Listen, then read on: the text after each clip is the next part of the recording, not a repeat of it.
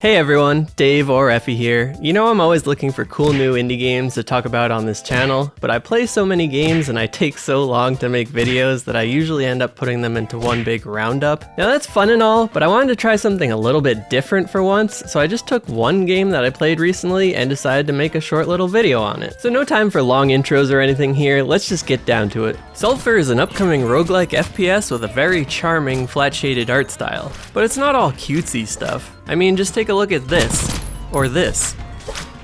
Visually, I'd associate this style with the cozy game genre, but gameplay-wise, this is actually a lot closer to titles like The Binding of Isaac or Spelunky. The plot is pretty simple. You play as a priest with amnesia, chasing down a witch who destroyed your church and cursed the land with a mysterious black goo. In practice, this means delving deeper and deeper through various environments, although only the cave biome appeared in the demo. On each randomly generated floor, you can find enemies, loot, vendors, secrets, and a ton of mushrooms to stuff your face with. You've also got a talking amulet and a handful of goofy characters to guide you, sell you stuff, or just crack some jokes along the way. For each floor you pass, the game becomes progressively harder, throwing new enemy types and various bosses at you. You can choose to teleport out of the dungeon at any time, but only after you've filled up your amulet at a shrine that's about halfway down. Anything you manage to bring back to the surface can be repaired, modified, or sold to pick up more supplies for your next run. The weapons you find or buy along the way have a ton of variety, from triple barrel pistols to shotgun launchers you have to charge up to fire. On top of the base weapon variety, there are a ton of attachments you can stick on any of your guns, including scopes, silencers, lasers, and the like.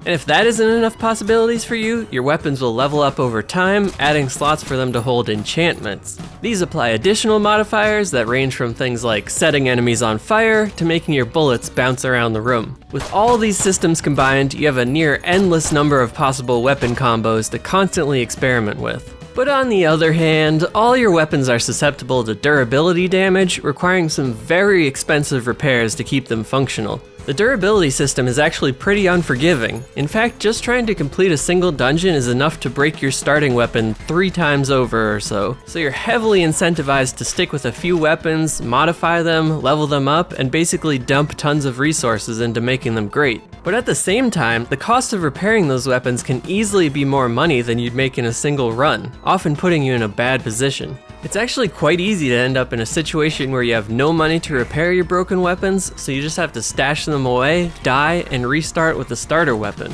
Speaking of which, the death system in this game is extremely punishing, and I wouldn't be surprised if they decided to tweak it in some way before release. You see, if you die, you literally lose everything on you. All weapons, upgrades, enchants, armor, food, repair kits, everything. You even lose all your hard-earned cash, which the game tries to make up for by saving a fraction of it in your church's donation box. There were times when I had easily 5,000 gold worth of stuff on me, maybe about 45 minutes of playtime or so, only to die and come back with a measly 200 gold. Sure, I'm familiar with the roguelike philosophy of starting semi-fresh on every new run, but that's not really how this game is designed. The ability to go back to town at will and accumulate resources over long periods of time implies that the game wants you to slowly build up until you can finally progress. But the chance of just throwing out what could be potentially hours of resource gathering just feels like it kinda disrespects the player's time. Like I said, I wouldn't be surprised if they either lessened these effects or added some other form of meta progression as you got further in the game.